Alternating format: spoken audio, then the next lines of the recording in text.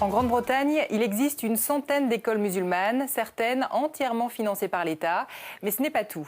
Il existe aussi, et c'est moins connu, des madrassas, des écoles coraniques. On ne connaît pas leur nombre exact, mais on estime que 200 000 enfants musulmans fréquentent ces cours du soir.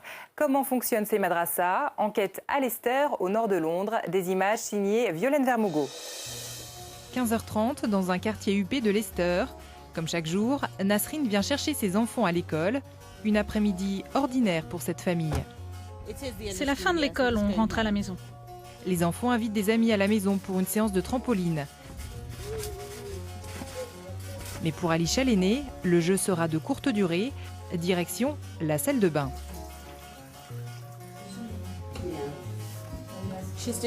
Elle fait son ouzou, elle se lave avant de lire le Coran. Alisha est anglaise et musulmane.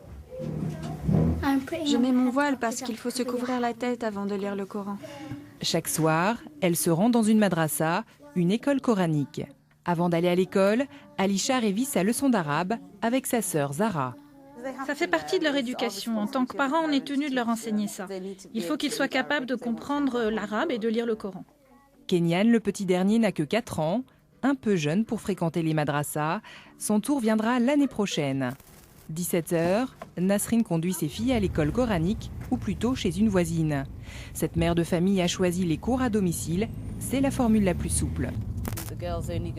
J'emmène les filles à l'école 3 fois par semaine et elles restent seulement 1h15. Du coup, je les récupère plus tôt, c'est plus facile. Si elles arrivent en retard, c'est pas grave. Elles ne sont pas obligées d'y aller si elles n'ont pas le temps. La madrassa est située dans cette maison, impossible à deviner de l'extérieur. Le salon fait office de salle de classe. Au total, une trentaine d'enfants vont étudier le Coran, mais nous n'aurons pas le droit de les filmer. Comme Alisha et Zara, il serait plus de 200 000 enfants en Angleterre à étudier l'islam après l'école. Dans des maisons, mais surtout dans des mosquées. Celle-ci est la plus ancienne de la ville. Ici, l'enseignement est plus intensif. Tous les soirs de la semaine, pendant 2 heures, 150 enfants récitent le Coran et apprennent la vie du prophète. Filles d'un côté, garçons de l'autre. J'apprends beaucoup de choses sur le prophète. Je regarde ce qu'il fait et j'essaie de l'imiter.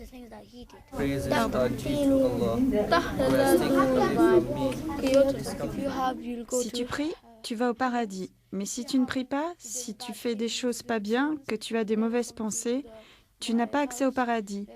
Tu vas en enfer. C'est Abdullah qui supervise les cours. Cet Anglais d'origine indienne est chauffeur de taxi le jour, professeur d'arabe le soir. Pas de diplôme, mais une solide conviction. Abdullah invite tous ceux qu'il souhaite à visiter la mosquée. Il dit n'avoir rien à cacher. Personne n'est encore venu me voir pour me demander ce qu'on fabriquait dans les mosquées. Non, il n'y a pas d'inquiétude. Les gens savent bien que ce qu'on enseigne ici, c'est bien. Ibrahim Mogra est imam. Il est convaincu que l'islam peut aider les enfants à mieux s'intégrer dans la société britannique. En tant que religieux, c'est mon devoir de parler de l'intégration. Bien sûr, il faut enseigner à nos enfants la religion, l'islam, mais il faut aussi leur transmettre les valeurs de notre société. Après tout, nous sommes anglais. Mais ces gages de sincérité ne suffisent pas à rassurer la population encore traumatisée par les attentats de Londres de 2005. Les Anglais se posent beaucoup de questions sur les madrassas. Tout récemment, la population a réalisé que beaucoup d'enfants musulmans fréquentaient les madrassas. Et finalement, on ne sait pas grand-chose sur ce qui s'y passe. Du coup, dans la classe politique, on s'interroge.